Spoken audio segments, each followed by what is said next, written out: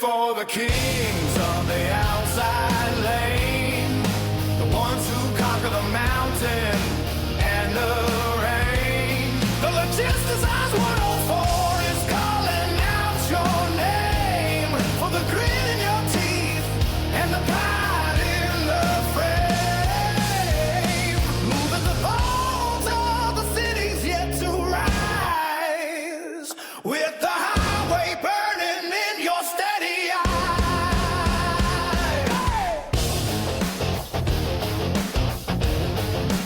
Oh, it ain't just cargo bolted to a trailer floor. Oh, it's a pulse of the country knocking in at the door. Oh, they see an oversized sign and they pull to the side, but they don't know the mastery deep in the ride. From the trust to the corner to the long haul climb, you're punching the clock against the hammer of time. The asphalt's a teacher and the lessons are hard, measuring the inches in a gravel strewn yard. You navigate the turns where the weak carts fail, leaving a silver streak on a lonesome trail. New millenniums pass with their hands on the gear, filtering the static till the mission is clear. No room for the timid when the tonnage gets high, just the roar of the engine under a wide open sky.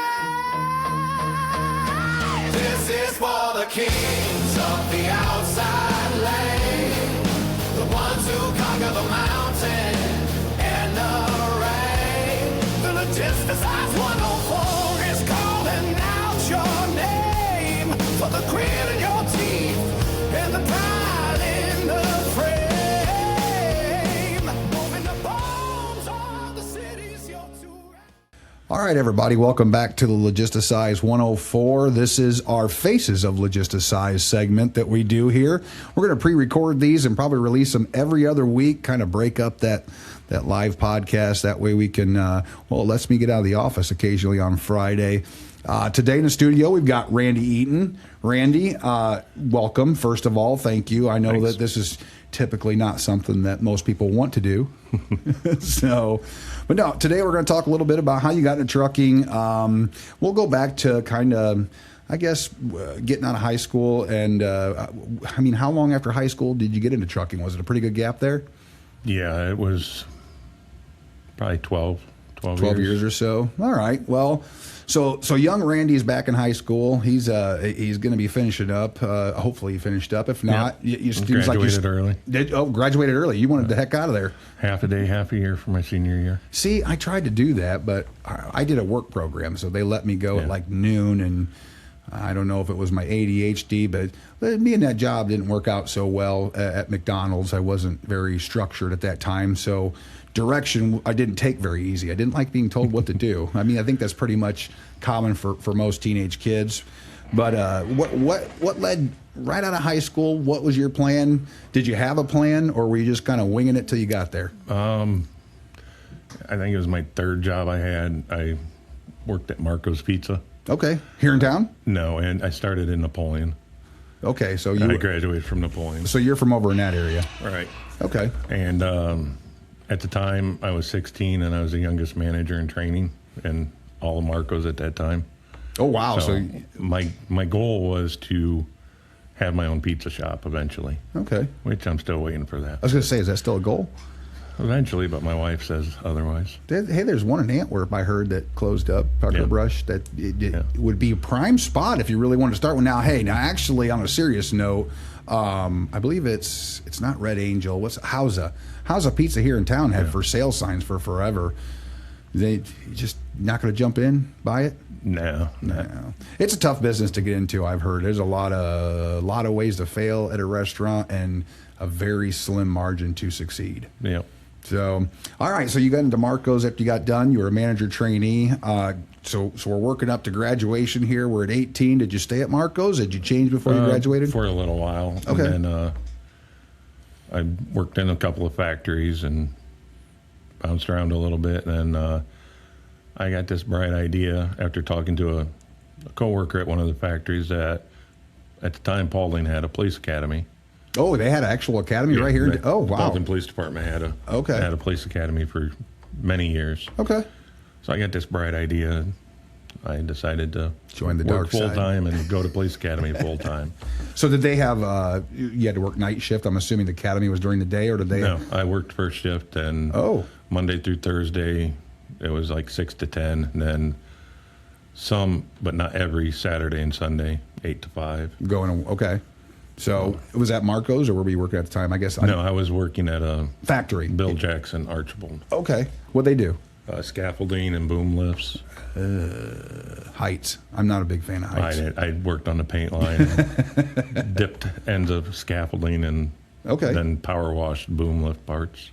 So before I came here, I guess it would be a little bit before I came here, I was at Creative Liquid Coatings in Kendallville, and I ran the paint department there, which coincidentally was the same plant in the same building that my very first job out of high school, second job, sorry, out of high school was, and that was the Bud Company over in Kendallville.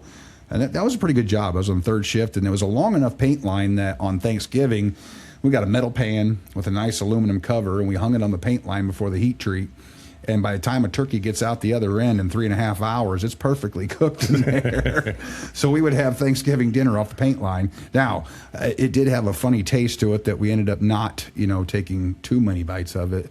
I'm sure. Yeah, you can't bake that or what was it? It's not PHP. It's who's the paint company? It's PPG. Can't bake that PPG flavor into there. It's not a very good seasoning. So, all right. So you're out of the paint line. Kind of, you did night school, or you did obviously after hours training for the police academy. Yeah. How long did that last? I believe it was about 4 months total. So you did the whole package. They put you through everything, and in 4 months, did they have a job for you as soon as you got done, or is that kind of a program that? No. Okay. I got sponsored through Edgerton Police Department, and I think I ended up working 2 shifts up there part time. They didn't want to give me enough hours. They couldn't give me enough hours. And I got on here in Paulding right after the police academy.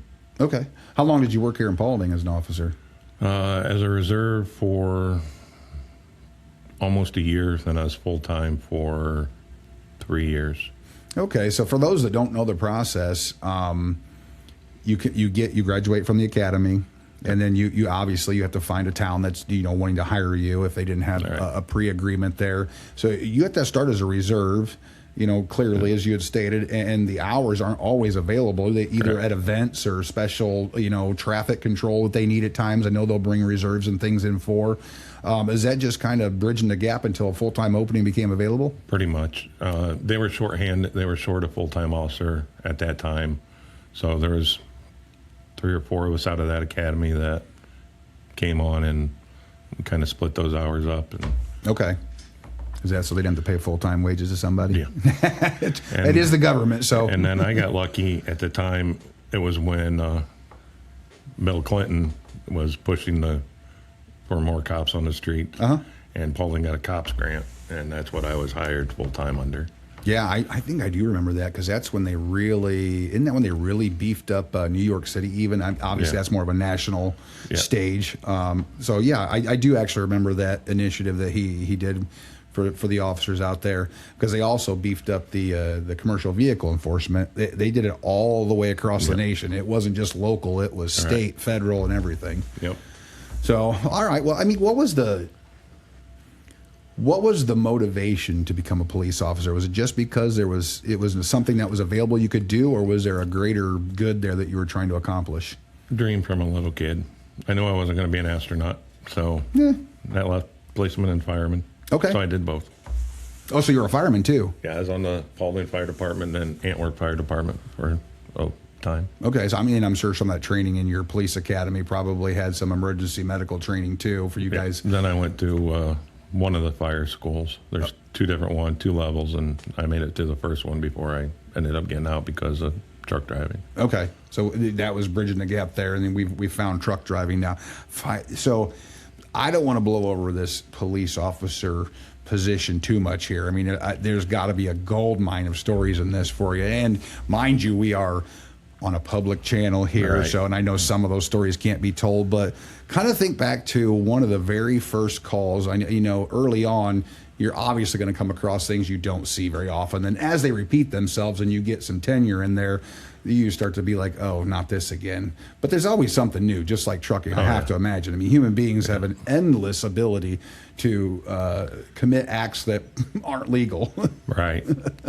I know the funniest one that sticks out to me the most is I work third shift most of my time in Paulding, that's the best shift. which I love that. Yes. I was big on DUIs, and not to brag on myself, but I was good at it too. See, now, and I was always told, now I've had my run-ins with the law at times, but most cops in the local town I was at said if they've seen a car rolling around after midnight, it's typically up to no good. Now, I mean, you have people that work and they have Right. other things, but if they're just traveling around town and you've seen this car a few times in town, crisscrossing side streets, there typically is not much great going on at that point in time. Well, being in a small town, you get to know who's out doing that. So, And that's typically probably a nice thing in a small town because you do get to know the people, and it's not a one-size-fits-all Right. enforcement of the law. Or, there's certain people that need protection, and that serve and protect, that protection from themselves even, if Right. I'm not mistaken. but So, one of them was I arrested a lady for DUI and took her back to the police station for the breathalyzer test. And you have to have a witness as you read a form from the state to them. okay. So one of the deputies came over, and I'm trying to ask her questions, and she was 3 sheets to the wind and just looked at both of us, put her hand up in the air and said, "Talk to the face because the hand ain't listening." And we had no choice. We laughed. Oh, sure, yeah. And then she got all pissed off and said, "Oh, I'm going to sue you for laughing at me." I'll go right ahead. Yeah, I was going to say, last time I checked, that wasn't illegal. When she went into court on Monday, that following Monday, they read out the police report, which detailed How to those, a T. I was going to say, those have to be pretty. Did you have to recite, actually put down there word for word Oh, what yeah, they say? I put word for word what she said. You made sure the judge knew it. Oh, yeah. See, Yeah. that's now how much of that stuff now. Inside scoop here, maybe. There's no quotas. No. There's no quotas. Do not tell. So funny that you say that, because when Josh's podcast comes out here in a couple weeks, you're going to hear that word for DOT inspections. Now, there's got to be. They may have quotas for DOT inspections, the different levels, but as far as writing tickets, everybody says cops have a quota, how many they're supposed to write. There isn't a quota. There really is none. No. So how can they? Just I put quotas on myself a couple times. Well, sure, yeah, you have a 'Cause goal. Yeah. When I worked in Antwerp, I had a thing I wanted to compete with the big boys. So I heard one of the troopers had wrote 30 some tickets in one shift. So I thought, I could beat that. I can beat that. And on a Saturday I wrote 37, and the following Friday I wrote 35, I think. In Antwerp alone? Yeah, that was before the new 24. Okay, There's so there was more traffic. 4,000 trucks a day going through there. Yeah, that was a big bypass. I know that it's hurt a lot of time. Heck, right out here by Cecil, they have that old rest area. I can't remember what it is, but Rochester Park. Yeah, Rochester Park, and then of course you got the Vagabond down the way that kind of seen a decline now. I don't know if you've been out there recently, but man, that Pancake House stays packed.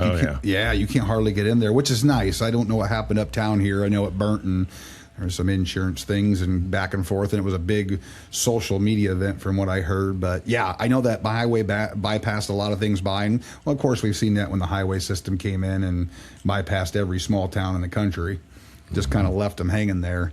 If they ever build a bypass here past Paulding, I'm afraid that the downtown, but even the plethora of fast food restaurants we have a choice of here probably will go down. So you're writing as many tickets as humanly possible on Friday nights, it sounds like. Glad I didn't live in Ohio. I'm sure you would have got me. I mean, I have a very... But I gave 10 miles over.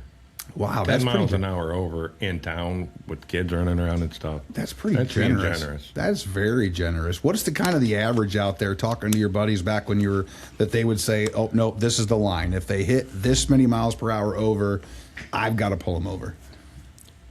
10 to 12 was the average in Paulding County. Okay, so I can go, all right, is that still stand today, you think? I wouldn't trust. I don't know. So, all right. So you did your time as an officer, and at some point along the way, you went from trucking to, or excuse me, from being an officer to trucking directly, or was there anything in between?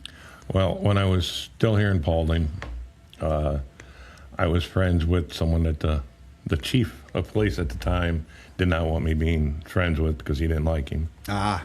Which I'm not going to mention his name because I don't think Rick likes him either. Because he worked for plumbers. Ah, okay. So, but okay. he somehow he talked me into getting my CDL, which was back before all these mega carrier truck driving schools and everything.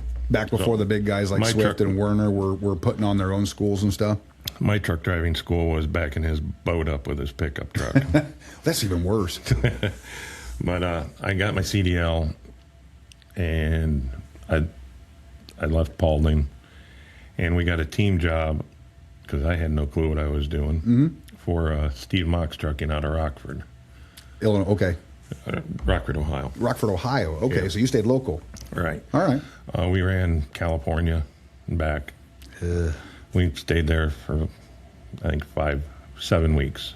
Then he didn't like it. He quit, and I still didn't know what I was doing, so I got out then. You got out then. Now, with I don't know the hours of service laws back then, or not really. 10 and 8. 10 and 8. Were you? Yep. So you guys, you essentially could keep that truck 24/7. It never had to stop. Well, till he drove, then he'd pull over and go to sleep. Because, You couldn't make it. Who got the night shift? we split it up. Did you? Much, yeah. Okay. So what were you hauling out there to California? RV parts and stuff. Then Now the mecca of RVs is up in northern Indiana. that's where we picked the stuff up at. Oh, Took it so- out to California. Had multiple drops out there. Okay. Then we'd get produce and bring it back. So you had a reefer. Yeah. I can't imagine. So that would be, I guess, the ports. Did you have to go to the ports to get No. produce all the time, or are they just No. pulling it out of the fields constantly out there? Pulling it out of the field. And no wonder it cost $1 million Well, for a single wide trailer. If they- This was February, I believe. February, March. So strawberries was coming out. Lettuce was coming out of Arizona. So you had plenty to grab on the way back. Yep. I never really ran out there a whole lot. I did. I had my time at USA Truck in the beginning where I ran all 48. But outside of that, I really kind of tried to stay east of the Mississippi, just because simply the rates and things like that out there. It was tough to get freight. I mean, this is being recorded on, what is today, 22nd? Yeah, this is May 22nd. So we had Rick in here about an hour ago, and he was able to find freight out there, and they made a living out of going out to California and back.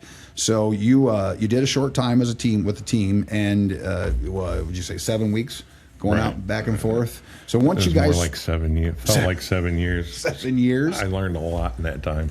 Now, did he make you back in? And did you get a lesson, or did you get taught how to drive a truck, or was it baptism by fire? It was baptism by fire. And when it was my turn, he went to bed.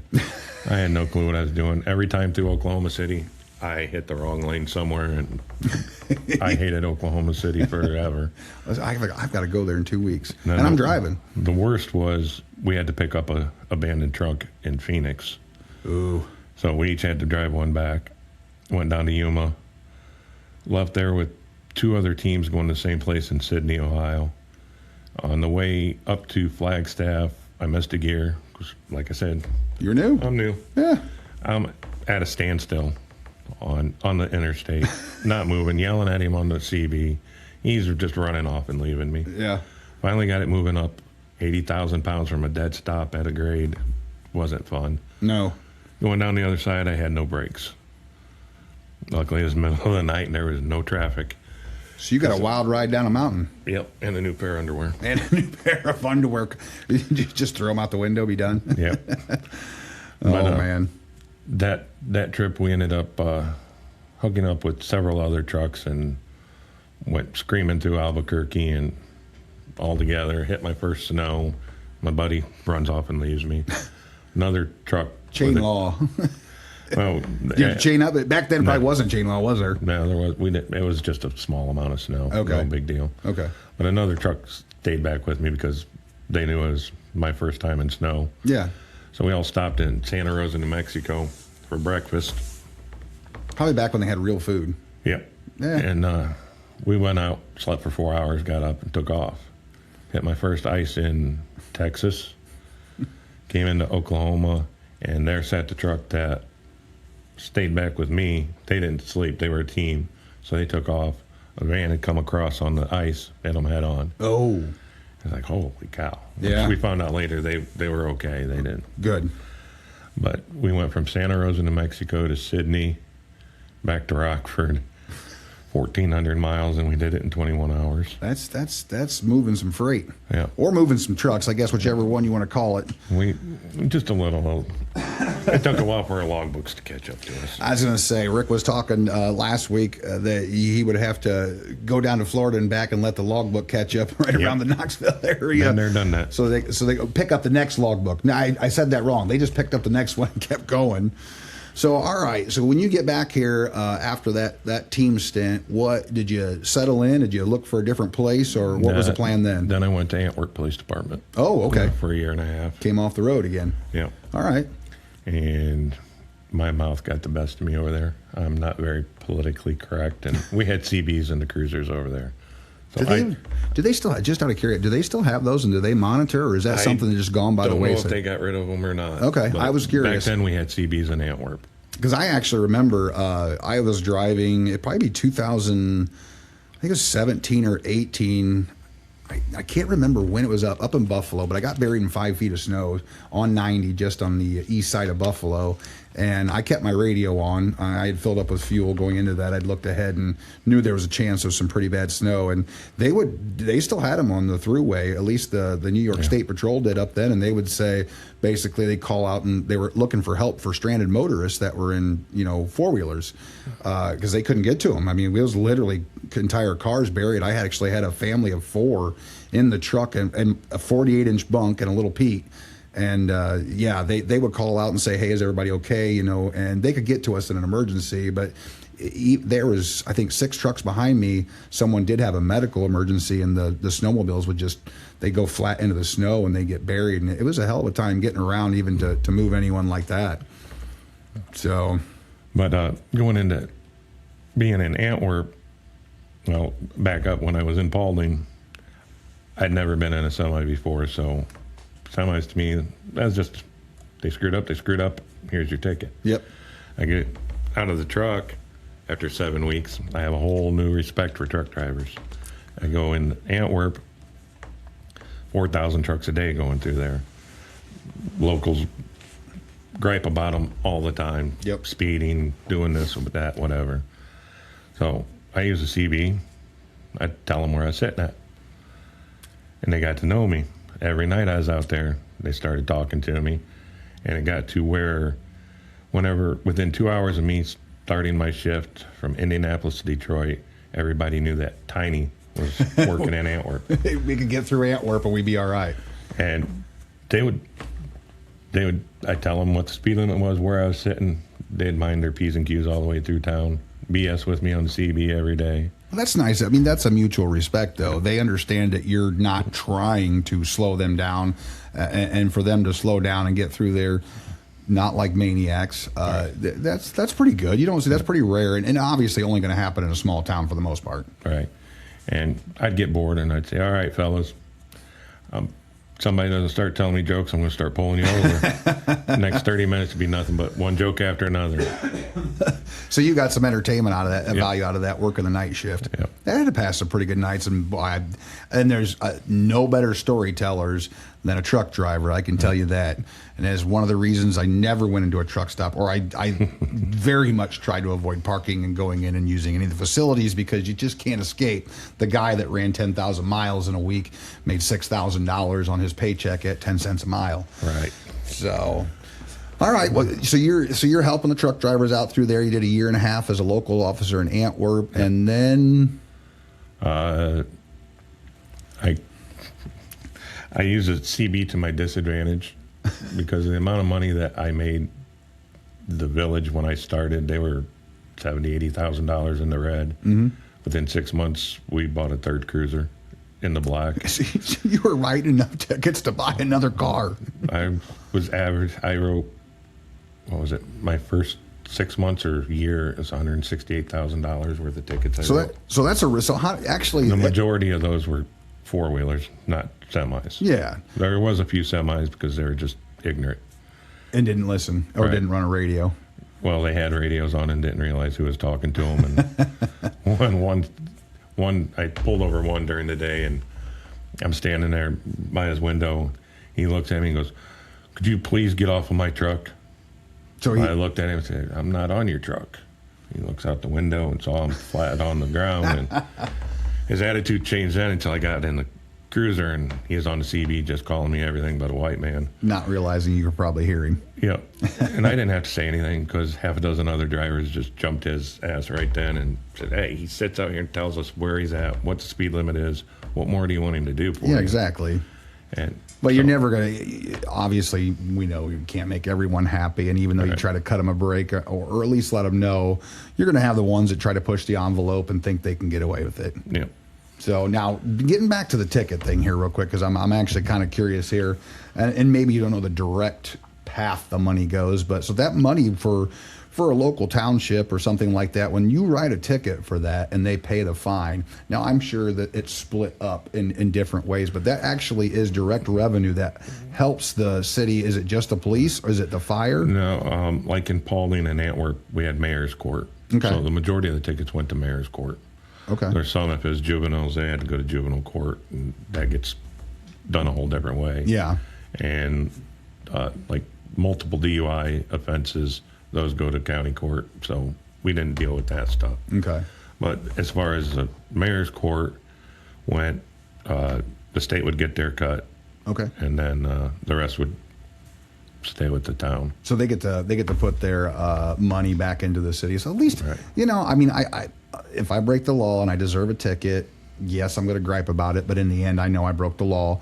I need to pay the ticket, you know, take my punishment. I would rather see the money at least get put back into the community that I'm, you know, living in, or at least that I got the ticket in my area. Some of the politicians in some towns, I won't name any in particular, like Antwerp, the higher ups, when all that money started coming in, they would go on business trips and meetings to like Montpelier and stay in a hotel all overnight instead of driving back each night. Antwerp.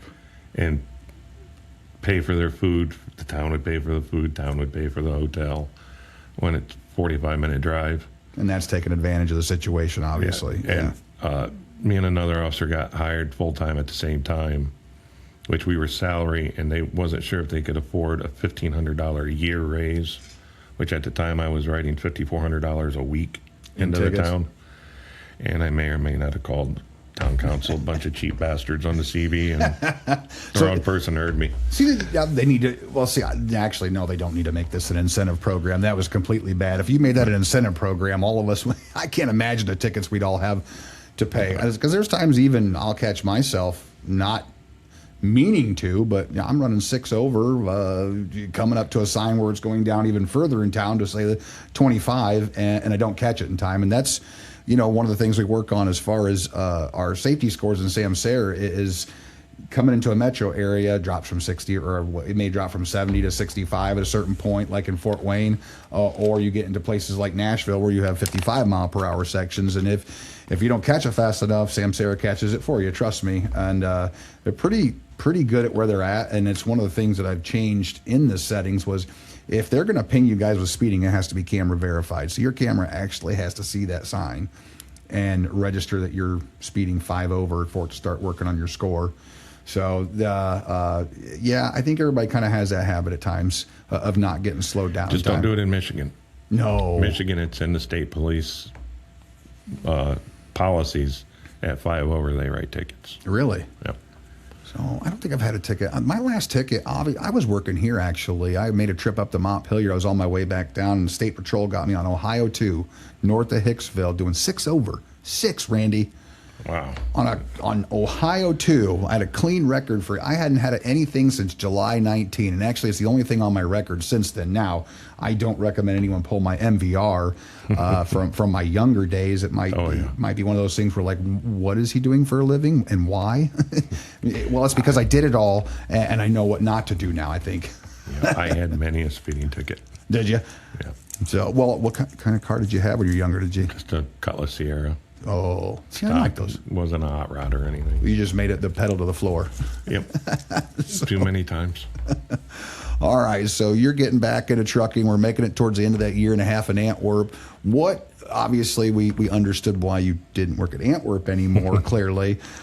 So you took an opportunity to get back in the truck, or did it just kind of present itself? I chose to leave law enforcement because I was tired of being on welfare, being a full-time police officer and being on welfare. That time I had 4 kids. I was on my second wife, and 2 with the first, 2 with the second. That gets expensive. She refused to move just to Henry County to where I can get a better paying job. So I quit and went E-Conrad Trucking in Van Wert. Okay. I think I remember. I've heard of them. Yeah. And I worked there. I wasn't there too long the first time. I was there 3 different times, I think. Several trips out, I was just scared to death. Where did you run with them? Well, actually, was it dry van, flatbed? What was it? Dry van. Okay. So you had a lot of dry van. Starting off, I was going all over. My second trip was out to New Jersey, and I was scared to death because I didn't know how to back up to save my life at that point. Well, wait a minute. You'd already done a stint in a truck. How did you back into a dock door the first time? My co-driver did most of the backing. So he didn't train you. That's a bad trainer. Yeah. Which we already we kind of determined that earlier. I still had no idea how to do a logbook. Well, thankfully that's changed. Right. But I stayed there for a while. Then where did I go to next? Was it more of did you get drawn to truck back into it, or was it just, hey, I got my CDL, this is a viable need? Got my CDL, and I can make money at it. And I worked for Hornish Brothers a couple different times, which doing city work, just going from their powder coating plant right next to GM over to GM foundry, just back and forth all day. Shuttle work. So I learned how to back up doing that. Yeah, I was going to say, you bump a half dock. My day was going backwards. Yep. And I bounced back and forth between them and Conrad's. Better money at Conrad when you were able to go out, or was it just situational? I think it was like 32 or 34 cents a mile at the time. When was this? That would have been 2001 is when I started with them the first time. I was trying to think. So I would have been right there. Well, you were doing a lot better than I was, because I got my I can't remember if it was 02 or 03, to be honest with you, and I 26 cents. That was my first driving job that I made it 7 weeks at, quite ironically, before I moved on. But then I worked a couple other small little companies. I think I took like a 6 months away from trucking, worked in a factory in Napoleon, and then went back. I think I went back to Hornish Brothers the last time. And I did a couple more over-the-road jobs. For a year or so, I worked for TMT out in Napoleon. I was at yard jockeys at Campbell's Soup. Boy, they employ a lot of people over there. I can't tell you how many people I've crossed paths with since I've moved to this area that either have a relation or they themselves, they mentioned working there at Campbell's Soup kid. My mom retired from there. I had an aunt retire from there. My first father-in-law retired from there, and an uncle retired from there. Wow, that's a lot of people. Yeah. So and I know that they're a pretty decent employer over there, from what I've heard. We've actually, when we had a dispatch position open, one of their shipping coordinator, I guess they want to call it, that worked the shipping window, had put in and came over and interviewed, and just some of the things, learning the mass amounts of shipments that have to be tracked going in and out of there is completely insane. Yep. So that is it's the largest, I believe, Campbell's in the country. That's the largest Campbell's in the world. In the world, okay. Yep. I knew it was country. I didn't know world. Yep. So yeah, that's a really large operation. It takes a lot of people to make that go. And what all they make there? Do you know which soups they make there? Or everything. All the soups, and then they have the V8 beverage plant right next to it. Oh, so my V8 Energies. Yeah, come from there. V8 Splash, V8 Juice, all that comes out of there. Well, we need to make a midnight trip over to Napoleon, because that stuff's expensive, and your way in and out. So, all right, so you're back into trucking. You're doing a local job over there. Where do you land back out on the road? After I worked, When I left there, I went to BD Transportation out of Piqua, Ohio. Okay. I was slip seating with a guy that I worked with at Campbell's. We'd leave the truck up in Butler, Indiana, at the old Evans. Okay, yep. Yeah. I know right where you're at. And he would go up to Kalamazoo, down to Lafayette, back to Butler during the day. Then I'd do it at night. Did that for a while, and then we ended up starting teaming because I think they lost that route. So I stayed there for a couple of years, I think, And teamed. doing different team runs with Okay. different co-drivers. And Where would you go?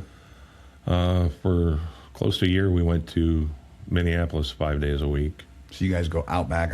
Yep. Okay. So I was hitting Chicago rush hour All the time. every day of the week. Yeah, 8 years. So 8 years working up in Allenton, Wisconsin, up and down through there twice a week. I could tell you that's one city that I'm actually going to see it in 2 weeks. But if I ever go there again, it would be too soon. I would rather drive in New York City, to be honest with you. I went through there so many times that going through there doesn't bother me. Oh, so there was 350 trucks at this outfit, and I'm sure I've mentioned it before. They would not allow us to use 294, so it was 94. That's it. You ran 94 up and down through town, and you sat there for 4 hours. That's what I did. Yeah, so you had to do the same thing? Yep. Yeah, I don't know if I would ever go back to that or want to go back to that. I guess, I know you and I have talked. How far into this did you decide that you wanted to buy a truck? It was after BD. Was it? Okay. I thought we might be getting there. I bought my first truck. Oh, geez, I don't even remember what year it was. It was probably about 13, 14 years ago. Okay, so it was a while back. And it was an old International Eagle. And I leased it on to Evans. Worked there It's for amazing how many people have been around that company. I mean, Yep. I don't know if it's just because of what they did or their reach over there, but I've grew up. I had a lady that we called an aunt. She really wasn't, but her husband worked for Evans, and he was. Did they have terminals out in Arizona? I feel like he was out in Arizona quite a not that bit. I know of. I don't know. Not that you know of. I thought they had them around the country, and I could be wrong. I know Brian obviously worked there with them. But were you there when he was? No, I think I left right before. Right before he got in there? Yep. Okay. So you joined Evans. Was it a lease purchase or did you buy a tractor outright? I bought a tractor elsewhere and Elsewhere, leased okay. on there. Because I know a lot of theirs were Well, internationals. before I went to Evans, I leased on first to Fikes out of Arkansas. That didn't work out, and then I went up to Evans. Okay. Was there for about a year, and I had to have emergency gallbladder surgery, and couldn't drive for almost a month after that. Really? So a buddy of mine took over the truck and payments and everything, and then I went to. Boy, how times have changed, how they do that. But they probably had to cut you completely open back then. They didn't do it laparoscopically. No, they did. I just have like 3 or 4 little incisions. Okay, so that's what they did for mine. But after that, my last co-driver at BD, we got together. He was looking for a job. We went to night transportation, The big one. the big one. Okay. We're talking the same one that merged with Swift, right? Yeah. Okay. Which the Knight brothers actually started at Swift. Okay. I didn't know that. Yeah. The Knight brothers, the owner of Swift and the owner of CR England, they all grew up in the same town in Utah, I believe. That doesn't shock me at all. I mean, when I was at USA Truck for my first job, driving truck, I had to go pick up my truck out of Atlanta on the east side of Atlanta, and it was right next to it was the Petro that they've shut down. It's no longer there anymore. And right next to this Petro was an ABF yard, the doubles and triples you'd see running up and down the road with a green and yellow. The CEO of USA Truck and the owner of ABF were brother-in-laws. So I've heard multiple stories about how the big companies, trucking companies in our country anyway, are a lot of people that knew each other and share a lot of industry knowledge, despite the typical, carriers keeping everything away from each other as possible. I mean, you don't share information with other carriers because they're going to take your customers. Right. Typically is what it's seen as. But Swift and Knight, they grew up together. Okay. And then they split up and had the 2 companies. Knight was totally debt-free, Swift, obviously. Yeah. Wasn't. No, so yeah. that was the main reason they got back together, so that the night management could straighten out the money situation at Swift. And I imagine they're doing pretty well by now. Yeah. So they've straightened all that out. But, So you're back in the truck. You're going back over the. Well, you're in your truck and you're going over the road now. I'm assuming with Evans. Yeah, with Evans. Okay. And then I had my surgery, and that's when, after I sold the truck, got rid of the truck, me and my buddy went to night in Olive Branch, Mississippi, the Memphis area. Just southeast of Memphis. And we were doing dedicated Cummins engine routes. Okay. He didn't like it, so he quit after a few weeks, and I stuck around, and somehow somebody there twisted my arm hard enough and said, "Hey, let's be a trainer. It'll be fun." Yeah. They lied. They lied. It's not They fun. lied. But at least you had an opportunity to actually make truck drivers, of those that are willing. Not everyone's willing, and I do get that. Sometimes it is difficult. So you had an opportunity to train the next generation of truck drivers, or at least some generation of truck drivers. Unfortunately, I got them while they still just had their permits. They hadn't even completed school. I was the first one they went out with for like a week. No way. And I did that for almost 2 years. Boy, I can't even. I bet you have stories for days of the nightmares that could have been. Yes. So what was the, obviously not by name, what was the worst student or the worst situation that you had to deal with? And I also want to know the best. There has to be some good moments in there, not, Yeah, I had a couple good ones. Yeah. That came out of there, And mind you, just to preface this, you're in a challenging spot where they just have a permit. Right. That takes an incredible amount of patience, and not everybody cuts it. Just because you have a permit doesn't mean you're going to make it at all. Yeah. The first question I'd ask all of them is, "Why do you want to be a truck driver?" Okay, fair. And I had this one lady. I got stuck with a female a couple different times. Which that's got to be tough. Her answer, don't talk to my wife about that. Well, that's what I was saying. Not that the females could not drive. No, I was not saying anything like that. Right. It was more of protecting home. Yeah. I learned my lesson. Yeah. There's no way in hell I'd ever do that. One of them, her response of why she wanted to be a truck driver, she wanted a sugar daddy in every state. How did she get trained? Did you just drop her back She off? couldn't shift. I had her drive into a rest area, and she came to a stop before she got in the spot, and she could not get the truck into gear. So different motivations for everyone that gets behind the wheel, I guess. Yeah. Well, she was trying to make a living, just not driving a truck. Yeah, she couldn't drive a truck. So, okay, what about, there's got to be a good story. There's got to be one where it's like, you know what, I actually think I impacted this lady or this gentleman's life, and they're going to be able to make a living and support their family. One that sticks out the most because it leads into my next job. Okay. Is one of my trainees. He did really well, and then he went on to get a CDL, went out with another trainer, and stayed at night for a short amount of time. And he got this bright idea. He started researching companies and decided that he was going to do a lease purchase and sign on with Mercer Transportation out of Louisville. Pretty well-known carrier. Yep. And so he went there, and we stayed in touch, and I was following how he was doing, and because I was getting tired of training. The stress of training newbies like that is just too much. I can't even imagine. Yeah, after a while, I think even if I would elect to do something like that, I'd want to have a trainee for a little while, cycle out, take a break. Okay, you gave me 2 weeks off where I could just de-escalate my stress levels, and then all right, let's start again. Yeah, but then I couldn't make as much money. That is true. Now, did they run you like a team and just run you like a dog once you had somebody in there, or did they allow you the time to train someone?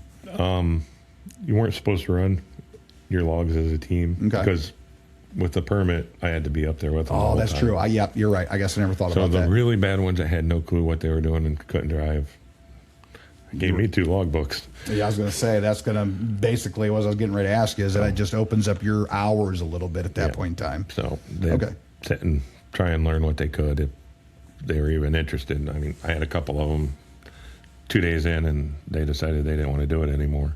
Which that's fair. At least I would rather have someone tell me 2 days in that they're not going to this isn't for me. Yeah, but he picked a bad way to figure out he didn't. Please tell. We were stopped for the night, and I don't know why he was getting down from the top bunk, what he was going to do.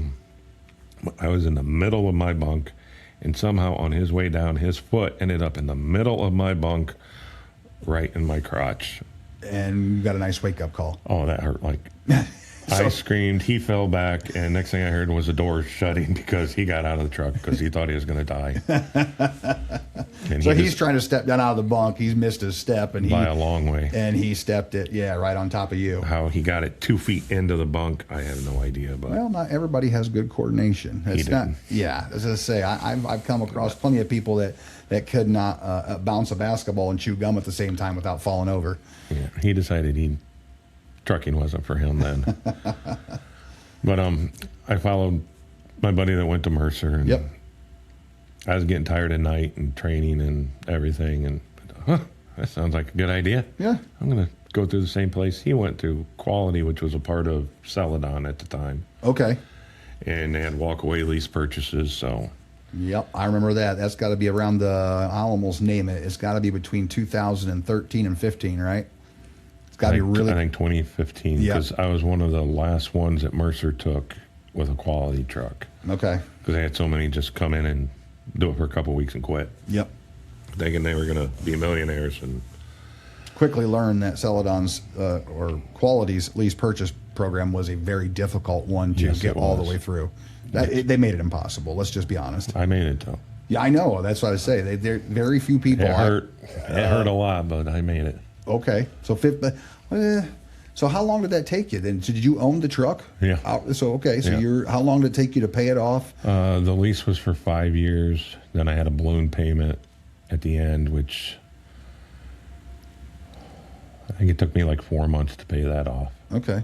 So they allowed you to make payments on it. Yeah. Essentially. Then I made the final lump sum at the end of it. And so now you own the truck free and clear, and the money's going to start rolling in. And the trailer is paid for then. It was a 5-year lease on the trailer too. Oh, so you had to buy your own trailer? Yeah. Oh, okay. Because I swore I would never do flatbed. Okay. And I turned around and bought one, which was an experience.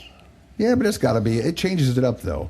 I mean, I guess I had a pretty broad exposure to freight. Flatbed, obviously, not being one of them, as everybody knows here, and they let me know often. But I think it's good to try the different things. At least gives you a broad knowledge, and you never know. You may run across someone that needs help, and hey, this two days I did this trip right here. I know how to fix that. Yeah. So you're with Mercer. You've got a paid for truck. We've gotten through that. You got a paid for trailer. Now what happens? I got to relax a little bit. Did you? I didn't have to stay out as long as I was. A little more quality home time, and you had a little more control over your life at that point. Oh yeah, the thing I loved about Mercer was the freedom, because they had coordinators that would help you search your load. They'd be looking at the load boards while you're driving, call you and tell you what was available. But nobody told me where I had to go, what load I had to take. Every load I chose, I had to agree that, okay, I want to do that one. Sure. And I hear, when I'm sitting in my office, I hear Joe and Sherry put brokers on hold quite a bit to check with those guys. I don't know if that's the case all the time. I'm not going to say that. I do know that they check quite often, even with some of the company drivers, to see if it's going to work out with their schedule and things. Right. So then my coordinator would come in the next day. I'd pick a load overnight while she was at home, and she'd see what I did. And eventually she figured out, and she'd ask me, all right, where are you going to eat at this time? So you started picking destinations by restaurant selections. Well, mostly casinos, but yeah. Now, to be fair, for the money, you get a pretty good selection of food. Well, if you go in and spend enough, you get free buffets. So crab legs and lobster. I was in West Memphis. Yeah, but how much did you have to lose at the craps to blackjack table to get that free dinner ticket? We don't want to talk about that. Maybe we could talk to Brian, because I think he may know a little bit about that. I'm afraid to see Brian outside of work. You guys will go up there and have a good time? Kidnap me, Brian, please. But no, so you're choosing casino destinations for your loads, but anyway, you have a lot more say in your loads, right. And you get a lot more freedom. How long did that work for you? 8.5 years. 8.5 years? That's a pretty good stint. Yeah. And then anybody that does flatbed and says you're not going to make money if you don't have tarps is lying. About 3 years in, I did a FEMA load out of Houston, I took chassis to Jacksonville. On a FEMA load. Yep. Okay. It was well after a hurricane. Okay. But on the way back, I stopped outside of Jacksonville at a TA, Baldwin, I think it is. Mm-hmm. Woke up on a Friday morning, normal, smoker's coughing fit. I coughed so hard that I heard and felt it. I ended up fracturing a rib. From coughing? From coughing. That is some aggressive coughing, Randy. Yeah. I didn't know what I did at the time. I managed to get dressed, called my coordinator, called my wife. I managed to get out of the truck and go inside, ask them if they could call 911 for me. Oh, we can't dial 911 off our phone. That's the dumbest thing I've ever heard. I don't think that's true. But one of them I took really their cell phones and called 911. Took me to the emergency room. Doctor there had it was worthless. Where were you at again? Baldwin. Baldwin. Okay, that's right. Yep. Where the hospital was, I don't have a clue. It was out in the middle of nowhere. Somewhere. I couldn't move. Hurt to move. Said, here's a couple prescriptions. Get out. See you later. Yep. They took x-rays. Nothing's broke. We don't know what it is. Just go on. Okay. So I ended up, the buddy that I followed over there lived in near Lakeland, Florida. Well, he was on the road, but he sent his wife over to pick me up, to take me back to the truck. Took me to Walmart so I could get a prescription filled. Yep. Stayed in a hotel by the TA over there for the weekend. At least it's all business right off at this point. Yeah. Made it back over to Houston, got my trailer, got a load going back to Ohio because I couldn't move. It hurt. And I got that load delivered, went home, went to my doctor. They did where they pumped the dye in or whatever. Oh, yeah. I know what you're talking about. I had a fractured rib. Okay. So me taking way too much time off to let that heal. A week later, I was back in the truck. Yeah. Wasn't going to touch a tarp. I was finding loads. I knew where to go, what lanes to take. Yeah, because the stress that would have put on your rib cage having Right. to, yeah, And I get that. It was bad enough just cranking straps. I was going to say, it had to be bad. Now, did you have to throw chains? There's no Couple way. times. Oh, I bet that I was tried fun. to stay away from that. Yeah. I tried staying with shingles and air conditioning units and plastic pipe. So you're out there trying to find freight that is more conducive so you can still earn a living, basically, Right. and pay for your bills. Right, because at that time, I was still in my lease. Okay, so you hadn't finished yet. Right. Okay. So I went, finally, I don't know, 6-7 months later, I finally tried to do a tarp load. I did back-to-back tarp loads. Couldn't do it. Hurt. Still hurt. So when I got back home, I took my tarps off the truck. Kept one just in case. Yeah. And told my coordinator that no more tarp loads. And she told me later that when I told her that, she thought, no, he's done. losing his truck. Yeah. And that year I made $30,000 more not tarping than I did tarping. Now, to be fair with that, you had to be a little more open to certain loads, just because that does cut the available freight Right. that you were able to haul, essentially, by choice. Now, I'm not Right. saying there's anything wrong with that. I did a little more deadheading. Okay. But I still made more money and it worked out for you. good. That's Yep. good. That's good. So you get through that. You pay your lease off. You own the truck. You own the trailer.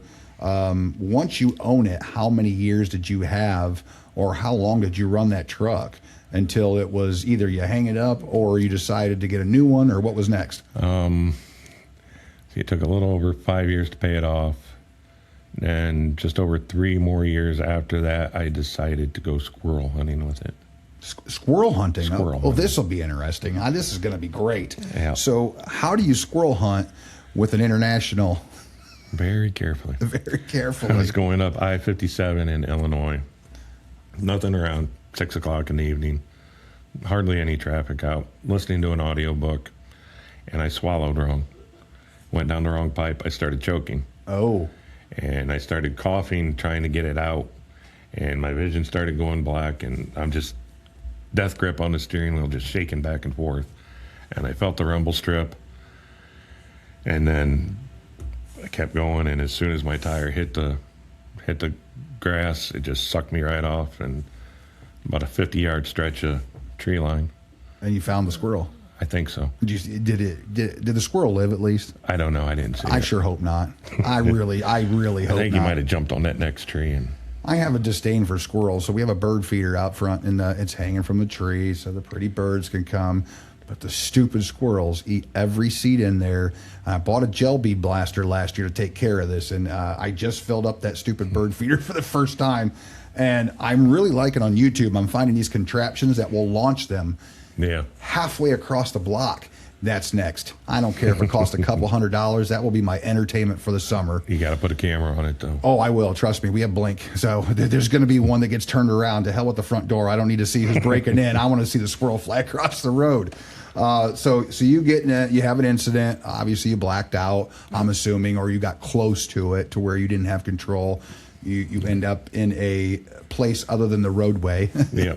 And did some damage to the truck, I'm assuming? Totaled the truck. Totaled the truck. How did you turn out? Had a banged up wrist. Had a banged up wrist? That was it. Okay, so you... if you saw pictures of the truck, you'd wonder how I walked away. Really? Yeah. Do you have any pictures? On my phone outside. On your phone? Well, not for here, but I'd like to see them sometime. Yeah, I'll show them to you after this. Yeah, that'd be great. So obviously now we have an insurance claim. Yeah, and that was on a Thursday, February 1st. Boy, aren't those fun? Now, does that something Mercer handle for you, or did you have to handle that with the insurance company? Mercer, I had insurance through Mercer. Mercer, so they took care of all of it for you. Yeah, I had to deal with the agent, the adjuster, and everything to get payment for the truck and whatnot. And it's just not an easy process. I don't think a lot of people appreciate when you have an accident. It's different than what just having an accident in a car is. There are so many layers of it that you have to get through just to get payment. How many estimates you have to get, what all the liability that is involved, especially as a commercial vehicle. The tree line, someone owned those trees. If it wasn't the state could make you pay for that, or they could. I had a fuel leak too, so there you have an environmental cleanup. Yeah. So after you worked for 5 years to pay this truck off, you made it another 3 years. So you've gotten your money out of the truck. Oh yeah. It's not like you haven't got your use out of it. What do you end up with a check with, and what's the next chapter? Well, that happened on a Thursday. The following Monday, they terminated my contract due to a medical condition, which my doctor still has not figured out what medical condition I have that caused that. It sounded like you just may have something It's went just down a wrong. freak- You were caught. a freak thing. Yeah. And so then it took a couple weeks off to get my wrist back into shape. Then trying to find a job after that, after Mercer put it down, however they put it on my driver stuff. Mm-hmm. I had a choice of jet trucking out of Kansas or someplace in Wisconsin, and then I took jet, and that was a mistake. Not a good company to work for? No. I think Jet's in our TCA, one of our TCA groups, if I'm not mistaken. I believe they are. They claim to be a family-oriented company, which the owner, that may be his goal, but he needs to have a talk with some of the lower people, like their dispatchers. So they don't have anything like that over there on the wall that we see daily in each room. No. Okay. But it was right before the 4th of July. My wife got sick and ended up in Toledo Hospital. Okay. I had a load going to Columbus. Then I was coming home for home time for the 4th. All right. And she got sick, was hospitalized for several days. 3 teenagers at home, no adult. Boy, I told my dispatcher what was going on. I said, well, if you can't get that load off on Wednesday or whatever it was, day before the 4th, you'll have to sit there till the following Monday. Which clearly with children at home that need someone. And my wife in the hospital, not knowing what's going on. Yeah. I said, well, I'm going to go home. Well, we'll have to charge you out of route miles, $1 a mile to go home. So be it.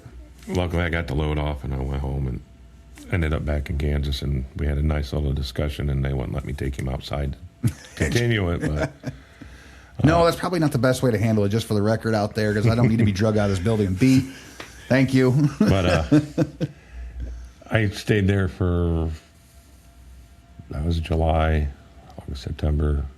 Toward the end of October, one of your former drivers that was here was talking to me and telling me about it, and gave me Justin's number. So I called Justin, and talked to him and came over and saw him. And he sweet talked you right into the truck. Yep, he did. Truck seat. So I still had Jet's truck. Told him I was going home for home time for a few days, which I came over here for orientation. I do remember that. And then, while they still thought I was just on extended home time at that point, I went out on my first trip here, which was in November. I went down to Georgia, was coming back. And on that Thursday, I called you at like 6:30 in the morning and told you I had a problem. Yep. My wife got taken to the hospital again, to Toledo.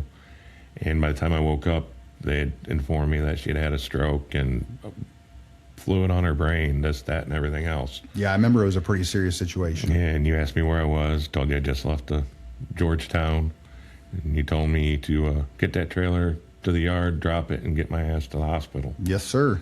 And that's when I knew that, There's a difference between a company that says they're about family, and there's a difference between maybe this is different, because my buddy that was here had a similar incident with his fiance, and he told me how you guys had treated him and everything. So she was in Toledo for 8 days, brought her home the following weekend, had a load scheduled for me to go out, had her home for a day and a half, had her usher to Parkview, and to have emergency stomach surgery after we found out a stroke, a heart attack, and she had 2 surgeries on her legs for blood clots, and she has to have emergency stomach surgery. Wow, that is a lot in a very short period of time. And the surgeon told us beforehand that you may not make it. You may not come off the table. I was like, oh. So the mental strain of that was just way too much. And not to push this over to a safety side, but it's not really a great position to be in when you're behind the wheel, right? And you have that much weight behind you. That's a lot to take on and a lot to think about. And it's, it's one of the reasons Justin last week encouraged. It was last week or 2. It was 2 weeks ago. Encouraged guys to don't be afraid. There's all kinds of services out there. You can call in, have someone to talk to. Doesn't have to be us. Doesn't have to be anybody. But just to blow off steam. There is several lines. You get a therapist, get something. It's a lot of people do it nowadays, and they don't. It's not that they're getting therapy. It's just they get to spew out all that crap that they hold in for so long, and just this feels better. Let's go on with life. Skipping over to that for a second. Okay. Everybody has moments where they just need somebody to talk to. Oh, of course. And something that on the van side, I don't know if a lot of the drivers know it, but we've got 2 of the best in there in that dispatch room. Oh, yeah, absolutely. And Jessica and Amanda and Brian, too. And more than once, I felt myself going to where I just needed somebody to talk to. And they take the time. And they know what's going on. And they'll take that few minutes to just put everything else aside, and where I'm just their focus. And they get me through it and get on to the next day, get on the next load. And there is, I remember being out there, and there's times where stuff would happen back here at the house that I have no control. I'm 14 hours away, and this is going on. It's something that I would prefer to handle myself. And it does. It gets you get pretty wound up out there when you're isolated in that truck. I always found it helpful to get out of the truck, if possible, weather permitting, and just walk. I didn't care if it was across the parking lot, go somewhere, just something to at least get something off my mind. No. I'm not going there, just to be fair. But no, there's a lot of things that you can do out there. And Randy, you called back when I was still in the van division, and you tell me about these things going on. And when your wife was going through those troubles, I felt terrible. And by the way, she made it through the surgery okay, and she's fine and dandy. Yes, I guess we would have circled back around to that to make sure everyone knew. She was in the hospital for 2 more weeks after that, and you still had kids at home that you had responsibilities to take care of, that you had to be here. I still had the tractor sitting in Antwerp. Yep. And nobody here called me one time to ask, when are you getting back in the truck? When we need our truck back. If I didn't call every couple days, one of the girls would call me and say, hey, how's your wife doing? We haven't heard from you. How are you doing? Was it not when you're coming back? And what a how's everybody doing? Yeah, and I always found that as a refreshing change being here, that you're not a number. Right. You really are not a number. I'll have guys call in. The newer guys that have started seem to call in and say, "Hi, I'm so and so in truck blah blah blah." Yeah, I don't know what truck you're in. I kind of do, but I don't recognize anyone here as a truck number. And if you guys are out there and you're hearing this, don't call me and tell you your truck number unless it's broke down and I got to tell a repair service what unit they're going out there to look at. So you get your wife through the surgeries, and obviously there's therapy, and I'm sure there's all kinds of things that have to be managed at that point in time, because that's a healing process. You don't Right. come out of a stroke, a heart attack, emergency stomach surgery without any aftercare, of course. Right. So you needed to be a little bit closer to home in order for they to make it to happen. I know there was a period of time where you were coming through here a lot more often. No, at that time there was, I think one of my daughters was still in Hawaii, stationed in Hawaii. Okay. But there's still 3 adult kids in the area that could help out. That could help out. Okay. Yeah. So I remembered that wrong. Sorry.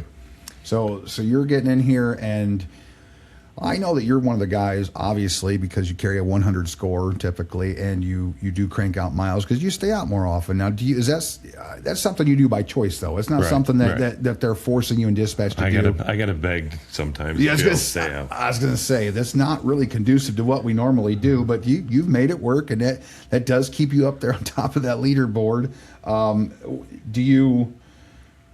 Do you find that what you thought this company was going to be after that first week, has it maintained that, or is it still Oh, yeah. the same place? Okay. Yeah. So no regrets in your choice coming here? None at all. That's good. I mean, we'd like to hear. I mean, not everyone's going to be that happy, and everyone's situation is different. Obviously, you live up here close to the terminal. That makes a difference. You can leave your truck here if you want to, and you can take it home because you're that close. You have an opportunity on weekends to get in here. If you want it washed, you could bring it over and do any sorts of those things.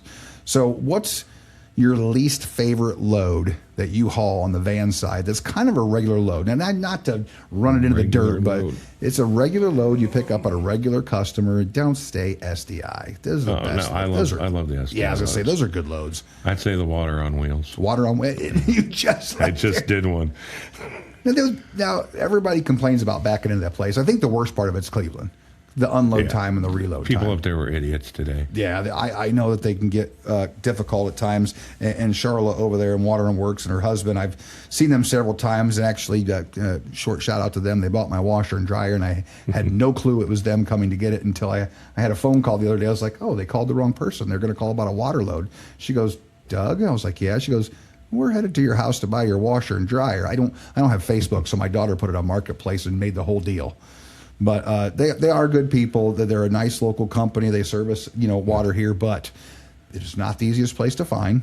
I wish they had a little more room out front. And that driveway is just wide enough to swing that thing in there. Trust me, there's been several times where guys call and say, just don't ever send me back here again. But you made it in there, and I've watched you come all the way across from Cleveland and timed you because I knew you were going to make it back here before the end of the day, so we could do this interview that you were excited about. I took a slightly longer way because It's just I didn't slightly? run across the scale and I wasn't sure what those loads weigh. So They're usually right there in the bubble. They're usually about 79.5. It's typically where they land at. I'm not sure. I avoided the scale on 75 and just came I'm not across saying six. to avoid or to do anything like that. I know the back roads in the area, so it's all right. I know. I was giving you a hard time.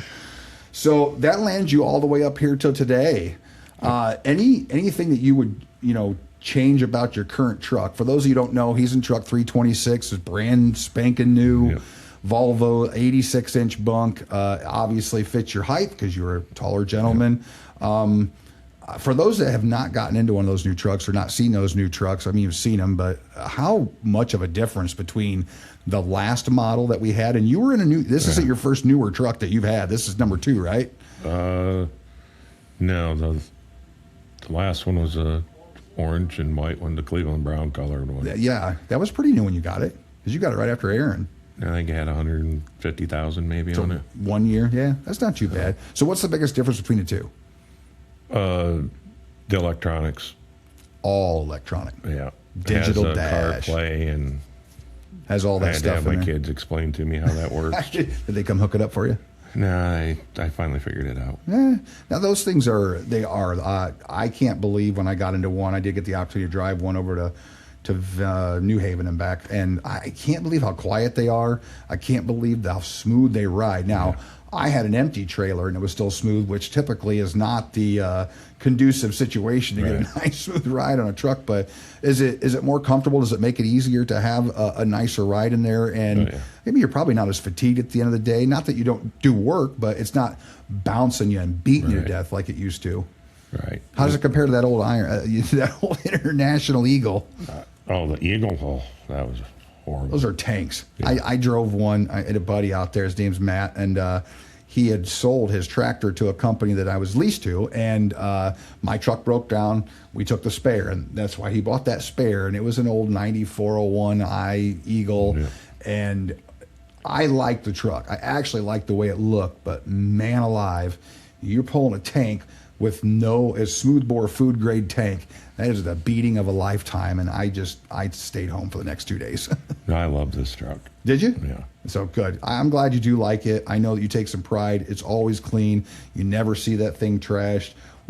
So I noticed we've made it all the way to literally today, where you dropped off a load at Water on Wheels, and we skipped over your time as a stripper. I really love to hear. Oh, geez. I would really love to hear. Now, the girls were telling me about your moonlighting and why you had to get back into trucking. It was just no place to put all that money. No, I got tired of the 20s trying to tuck into my G-string. So once they dripped, so you're used to the 50s and 100s. Yeah. Once they made it down to 20s, it just took up too much room. It just got old after a while, and I said, the hell with it. And you're done. I turned in my resignation to Junk and Dale's, and that was it. That was the end of it. Yeah. All right, Randy. Well, hey, I appreciate you taking the time, coming in here, sitting down. I know it could be nerve-wracking for guys that aren't used to it, don't like it. We appreciate it. For those of you who don't know, Randy's on the safety committee as well. If you see him out there and you have any concerns and you don't feel comfortable coming to us, talk to Randy. Obviously, you could tell he's a pretty easygoing guy, former law enforcement that talked his way right out of law enforcement. Yeah. And if you ever get asked by trooper DOT officers in Indiana, Tennessee, or North Carolina who the guy with the puppets is, that's me. Yeah, because you scared the crap out of a North Carolina officer. He about jumped off the side of the truck. So I've got to ask, since we're on here, this is obviously pre-recorded, and I'm going to be able to edit this and put this out there, as most people know. I've got that video. I have got the video of it. I want to see it. Okay, we will get. So if you approve it, can I put it at the tail end of this? Because they're going to let me see it. Let me see it. Yeah, we'll do that. All right. Well, Randy, it's we're 4:30 p.m. on a Friday. You're over an hour. You're in about an hour and 15 minutes. Is about perfect where we like to keep them at. Josh beat me. Yeah, that's all right though. Josh was stuck here for the weekend, so he had a lot. he didn't have anywhere to go. It turned out really good too. Like I said, I appreciate you coming in here. It does take up your time, and I hope you have a great weekend. You going home for the holiday? I'm hoping. Yep. All right. My son's having a graduation party tomorrow, so. Oh, good deal. Well, congratulations That's why to I'm that. Here so early. Nice. Yeah, because you normally, I don't want to say that. Normally you're in here on a Friday. Now, you may be swapping loads to head back out. Yeah. Don't get me wrong. But, all right, Randy. Well, hey, I'll let you get home. I'm sure there's some work to do to get that graduation party all set up. You have a great weekend, and we'll talk to you next week. All righty. All right. Thanks, Randy. Have a good night.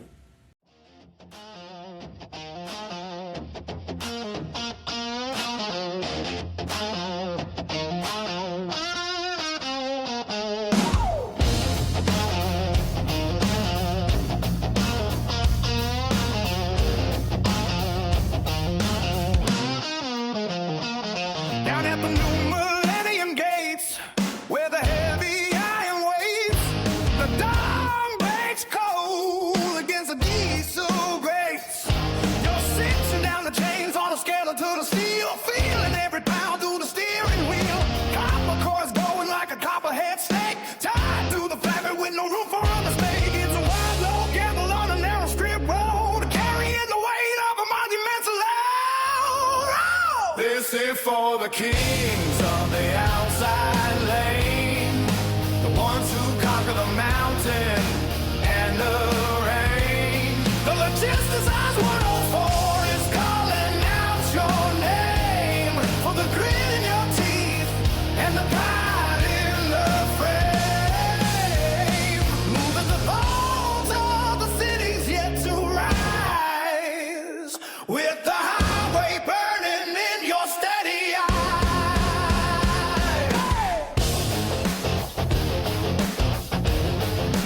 Oh, it ain't just cargo bolted to a trailer floor.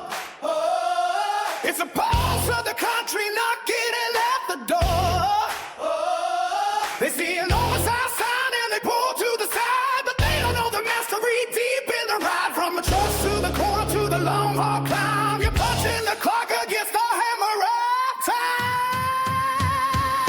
The asphalt's a teacher and the lessons are hard, measuring the inches in the gravel strewn yard. You navigate the turns where the weak hearts fail, leaving a silver streak on a lonesome trail. New millenniums pass with their hands on the gear, filtering the static till the mission is clear. No room for the timid when the tonnage gets high, just the roar of the engine under a wide open sky. This is for the kings of the outside lane, the ones who conquer the mountain and the rain. The Logisticize 104.